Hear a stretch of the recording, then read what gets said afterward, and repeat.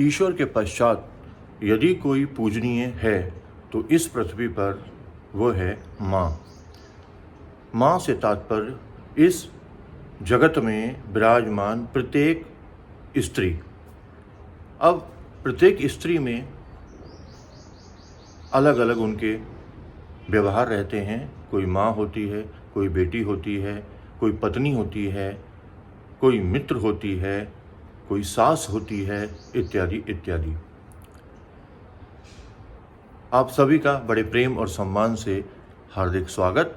मैं पंडित सौरभानंद शर्मा आत्मानंद सेवा ट्रस्ट बरेली में आप सभी का बड़े प्रेम और सम्मान के साथ हार्दिक स्वागत करता हूं। बात जब धर्म की आती है तो अंतःकरण में ये स्फूर्ति होती है कि कुछ नया विशेष सभी के सम्मुख रखा जाए। और कुछ नया मैं कहूँ तो कुछ नया नहीं है, सभी कुछ इस सृष्टि में पहले से ही विराजमान है। जिस प्रकार से साइंटिस्ट रिसर्च करते हैं, रिसर्च मीन्स जो पहले से विद्यमान है उसी वस्तु को, उसी बात को, उसी तथ्य को पुनः प्रकट करना, that is called research. It means science में साइंटिस्ट के पास भी अपना कुछ नहीं है, जो कुछ भी है पहले से विराजमान है, और जो पहले से विराजमान है वही आप सबके सम्मुख रख सकते हैं।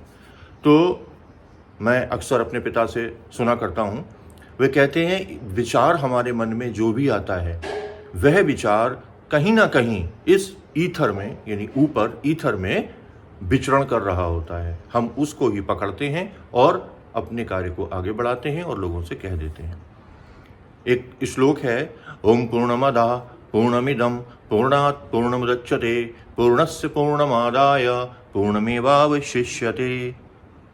इसका तात्पर्य है जो पूर्ण है वह पूर्ण तो है ही, लेकिन इस पूर्ण से में भी हम कुछ निकाल लेते हैं, और जो हम निकालते हैं वह भी पूर्ण रहता है। तो वह कौन है? ईश्वर। ईश्वर से ही हम सब की उत्पत्ति हुई है, और ईश्वर तो पूर्ण है ही, हम सब भी पूर्ण है। अब ईश्वर के पश्चात यदि इस पृथ्वी पर वह पूर्ण है, जो पूजनीय है, जो ईश्वर तुल्य है, वह है माँ। जिस प्रकार से माँ अपने गर्भ में एक बच्चे को धारण करती है और कुछ माह पश्चात जब उसको जन्म देती है तो वह माँ के अंग से भिन्न होता है। मतलब जो अंग माँ के होते हैं वैसे ही अंग उस बच्चे के भी होते हैं। तात्पर्य ये है कि वह माँ तो पूर्ण है ही, उसने जिस बच्चे को जन्म दिया उसके भी अंग प्रत्यंग सारे वैसे की वैसे ही हैं, चाहे वो बच्चा स्त्रीलिंग हो या पुल्लिंग हो।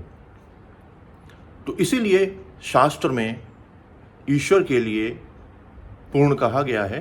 तो इस पृथ्वी पर यदि आप सब मनन करें, विचार करें, तो आपको लगेगा कि हमारे आसपास रहने वाली सारी स्त्रियां पूजनीय ही हैं। वो कभी ना कभी माँ बनेंगी, और जब माँ बनेंगी तो उनका वो ईश्वरीय तत्व जो उनके भीतर विराजमान है वह हम सब पूर्ण रूप से देख सकते हैं, और देखते आए हैं, आगे भी देखेंगे।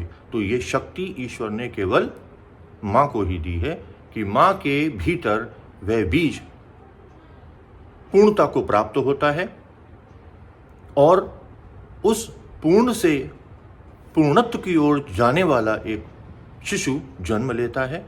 तो मैं उस मातृ शक्ति के लिए नमन करता हूँ और प्रार्थना करता हूँ कि ये विचार हम सभी के मन में आए, जिससे हमारे आसपास जो स्त्रियों को लेकर के हर व्यक्ति के मन में जो गलत विचार, गलत धारणा है वह दूर हो। क्योंकि हमारे यहाँ इस संसार में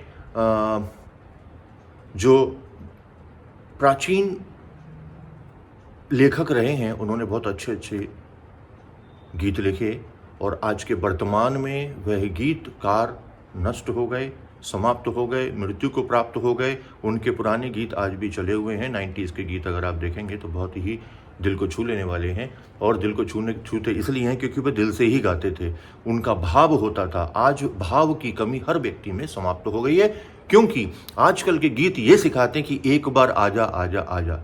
तो एक बार आजा, उन्हें जीवन भर से कोई तात्पर्य नहीं है, बस केवल एक बार। तो वही एक मनुष्य खोज में लगा हुआ है, एक के बाद दूसरा, दूसरे के बाद तीसरा। इस पूरे ब्रह्मांड में आप कहीं चले जाएंगे, यही पाएंगे कि हर व्यक्ति कुछ और कुछ अन्य की खोज में लगा है। जो उसके पास है वो उसमें संतुष्ट नहीं है।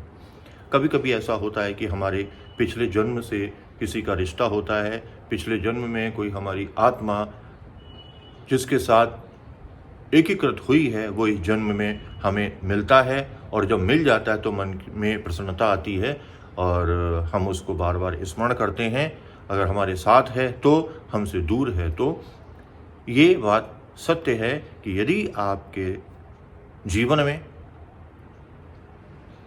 पुराने समय में साथ रहने वाला व्यक्ति इस जन्म में, इस लोक में यदि आता है तो आप उसको पहचान जाते हैं। तो आपका मन न चाहते हुए भी उसको स्मरण करता है, और जब स्मरण करता है तो आप उससे मिलने का प्रयास करते हैं। तो ये बात बिल्कुल सत्य है, और ये सत्यता इस पूरे ब्रह्मांड में फैली हुई है।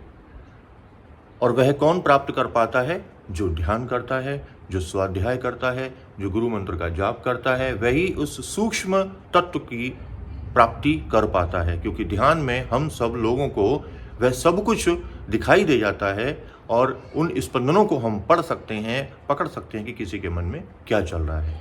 तो अपनी इस वाणी को विराम देता हूँ, और पुनः आप सबसे यही कहूँगा कि अपने भीतर स्थिरता लेकर के आएँ, और अन्य खोज में किसी प्रकार की दौड़ में ना लगे। क्योंकि मनुष्य आजकल चारों ओर दौड़ में ही लगा हुआ है, उसके भीतर स्थिरता नहीं है, व्याकुल और परेशान है। ओम नमो नारायण। सभी का बड़े प्रेम और सम्मान से हार्दिक स्वागत।